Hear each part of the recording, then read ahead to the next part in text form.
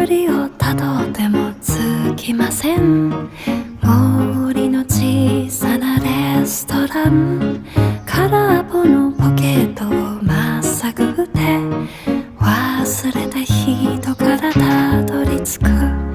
予約は一つもありません。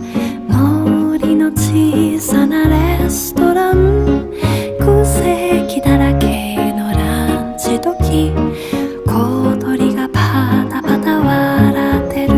チュルチュンチュンチュンチュンチュンチュルチュン、チュルチュンチュンチュンチュンチュンチュルチュン、チュルチュンチュンチュンチュンチュンチュルチュン。